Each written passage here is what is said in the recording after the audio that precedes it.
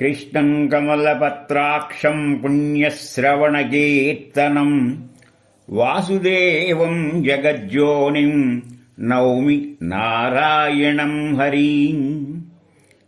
కృష్ణునికి వందనం చేయటం అంటే సామాన్యమైన విషయం కాదు. 10,000 అశ్వమేధ యాగాలకి సమానమైనటువంటిది.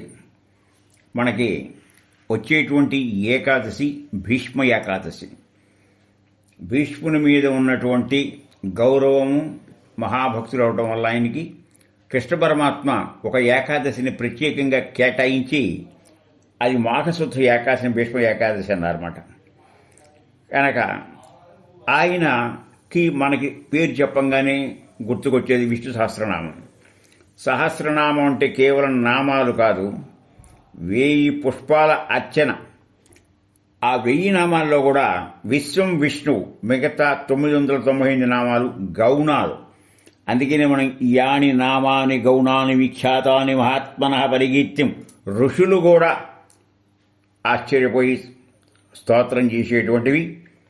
ముఖ్యంగా ఈ సన్నివేశం ఏంటంటే అంపశయ్య మీద కృష్ణ పరమాత్మ ఇచ్చిన స్ఫూర్తితో ఈ స్తోత్ర పారాయణం చెప్పడం జరిగింది.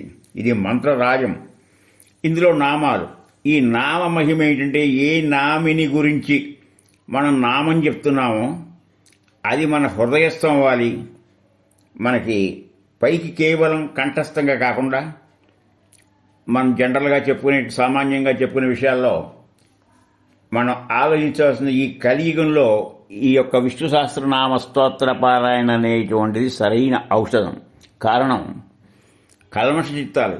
కలవు కల్మష చిత్తానాం పాపద్రవ్యోపజీవినాం విధిక్రియా విహీనానాం గతి గోవింద కీర్తనం. కృత త్రేత ద్వాపర యుగాల్లో మొట్టమొదటగా అర్చన, త్రేతాయుగంలో మనకి మామూలుగా యజ్ఞం, ద్వాపర యుగంలో అర్చన, ఇక కలియుగంలో కేవలం నామ సంకీర్తనతోనే తరించే మార్గం చెప్పారు. ఆయన నుంచి మనం నేర్చుకోవాల్సింది అనుస్మృతి. అనుస్మృతి అంటే ఊపిరి ఉన్నంత వరకు భగవన్నామ కీర్తన.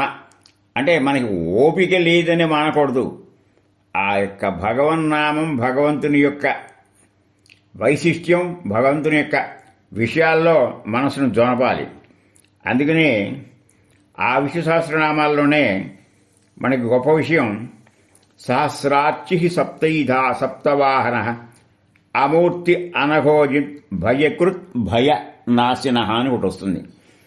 దాన్ని సరైన అర్థం తీసుకుంటే సహస్రార్చి. ఆర్చి అంటే ఒక 1000 సహస్రం అనుకోకూడదు, అనంతం. అనంతమైనటువంటి సూర్యుల యొక్క కాంతి. దివి సూర్య సహస్రస్య విశ్వరూప సందర్శన యోగంలో ఏ రకంగా ఆ విష్ణుమూర్తి ఆ విరాట్ రూపం కనబడ్డాడంటే ఒకేసారి 1000 సూర్యులు గనక ఉదయిస్తే ఎలా ఉంటుందో అలా. కనుక అలాంటి వాడు సప్తవాహన అంటే ఆయనకి ఇక్కడ మళ్ళీ ఆది హృదయంలో చూస్తే ఆయనే సూర్యనారాయణ, ఆయనే మరి విష్ణుమూర్తి ఆయనే గనక 7 గుర్రాలు వాహనం. మరి సప్తైధ అంటే 7 మార్గాల్లో సంచరించేటువంటి వాడు. మూర్తిత్వం, సూర్యుడికి రూపం లేదు కదా, సకారంగా ఏమీ లేదు కదా, సాకార స్థితి.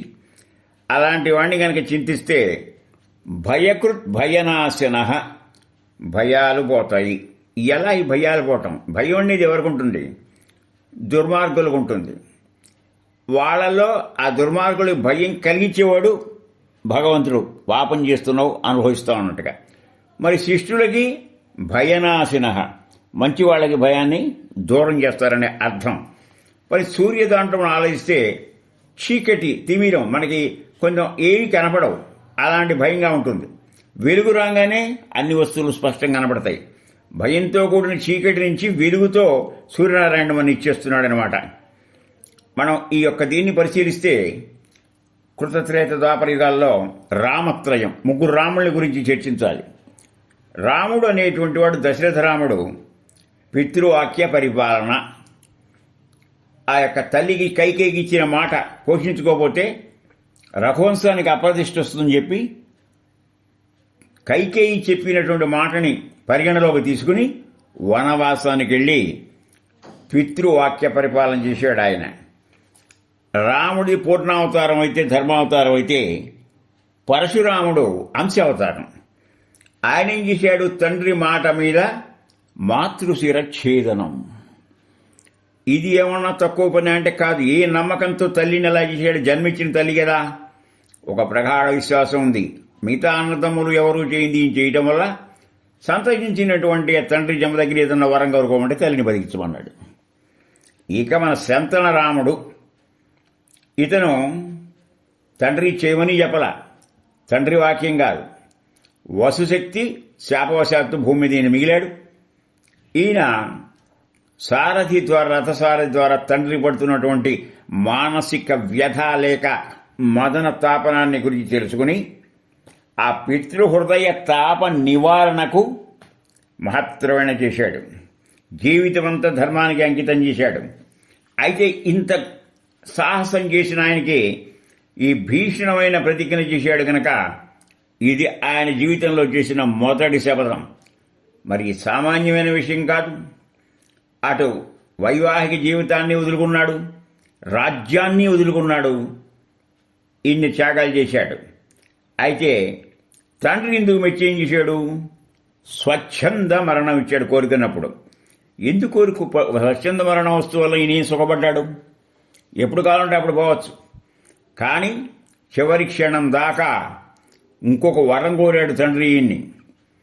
ఇంటిగ్రిటీ అంటే ఏంటంటే ఖచ్చితంగా కౌరవ పాండవులకు ఇబ్బంది లేకుండా వాళ్ళ వంచ ఒక అవగాహన, ఒక సమగ్ర స్థితి, ప్రేమాశయాలు పెంపొందించేట్టుగా చేయమని చెప్పి వరం కోరాడు.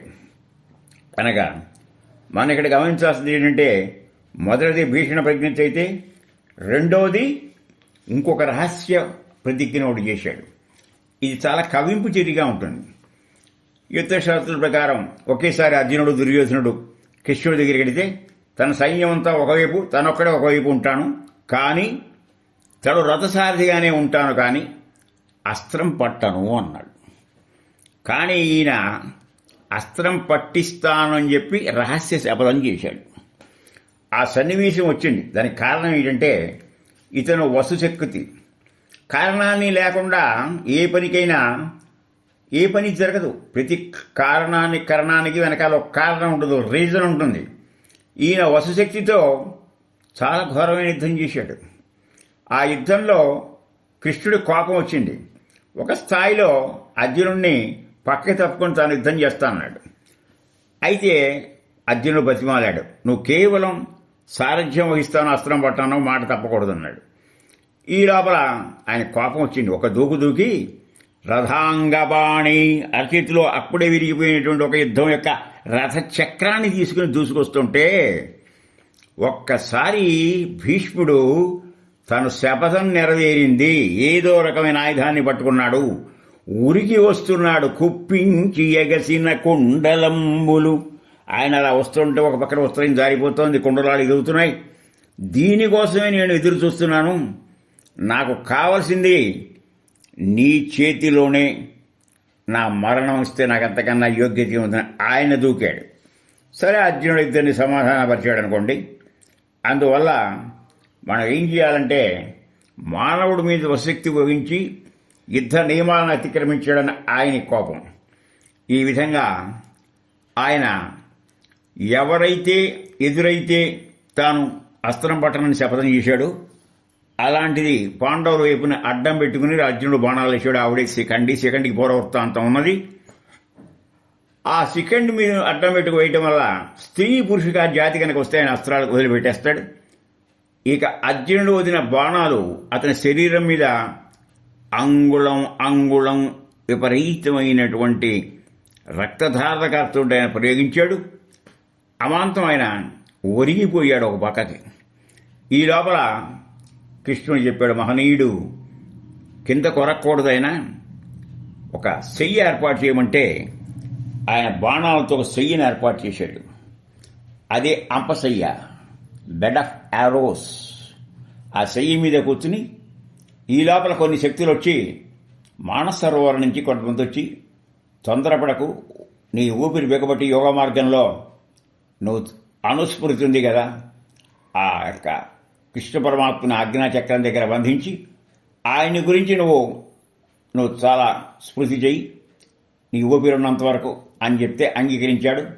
దాహం వేసింది. చివరికి దాహం కోసం తీర్చడం కోసం అటు కౌరవ యోధుల్లో పెద్దవాళ్ళు, ఇటు పాండవ యోధుల్లో కూడా ప్రయత్నం చేశారు. ఎక్కడా గుక్కడి నీళ్లు దొరకలేదు. కారణం అంతా రక్తసిక్తమైనటువంటి మహత్తరమైన కురుక్షేత్రం. అప్పుడు అర్జునుడు బాణాలను సంధించి పాతాళం నుంచి గంగను తెచ్చి ఆ గంగతో ఆయన దాహార్తి తీర్చి కృతజ్ఞత తెలియజేశాడు. ఆ గంగ ద్వారా తన తల్లి ఒడికి చేరినట్టుగా ఆయన గాంగేయుడు కదా, ఎంతగానో ఆనందించాడు. ఈ రకంగా ఆయన భీష్మాష్టమి నాడు, అంటే రేపు మాఘ శుద్ధ అష్టమి నాడు పంచత్వం పొందాడు. పంచత్వం పొందిన కృష్ణ పరమాత్మ గౌరవ సూచకంగా ఒక ఏకాదశిని ప్రత్యేకించి భీష్ముని కేటాయించి దాన్ని భీష్మ ఏకాదశిగా మనం పరిగణిస్తాం. భీష్మాష్టమి నాడు సమస్త జాతులు, జాతి స్త్రీ పురుష భేదాలు లేకుండా భీష్మ తర్పణం వదలడం అనేది ఆయన ఎడల మనం చూపించాల్సినటువంటి కృతజ్ఞతాభావం. ఇక భీష్మ ఏకాదశి రోజున మామూలుగా ఏకాదశి నియమాలతో ఆయనకి ఇచ్చేస్తాం. కనుక చరిత్రలో మిగిలినటువంటి కురూర్ధుడు, కురు పితామహుడు సైన్యంలో 18 రోజుల యుద్ధంలో మొట్టమొదటి ప్రారంభమయ్యేది భీష్మపర్వం. తన అధ్యక్షతన 3 వంతుల సైన్యాన్ని నేలకొచ్చాడు. ఇక చాలా వరకు అభిమన్యుడు 16 సంవత్సరాల యోధుడు అతను కూర్చాడు. కనుక ఈ లెక్కల పరిగణనలో తీసుకుంటే కురుక్షేత్ర సంగ్రామంలో, భారతంలో విష్ణు సహస్రనామం ఆయన మొట్టమొదటిగా వినిపించింది ఎవరికనేది ఒక అవగాహన తీసుకుంటే వ్యాస భగవానుడు వినిపించాడు. ఆ తర్వాత వ్యాస భగవానుడు చెప్పాడు. ఎవరెవరు విన్నారనేటువంటి సమీక్ష పక్కన పెడితే మనం గమనించాల్సింది ఏంటంటే ఆయనది కురుక్షేత్రంలో, మహాభారతంలో, పంచమవేదంలో ఒక ప్రత్యేక స్థానం ఉంది. ఆ స్థానాన్ని గుర్తిరిగి ఆ చరిత్ర తెలుసుకుని ఆయనకి నివాళులు అర్పించడమే మనం చేయగలిగినటువంటి కనీస కృతజ్ఞతాభావంతో కూడిన మర్యాద. హరి ఓం.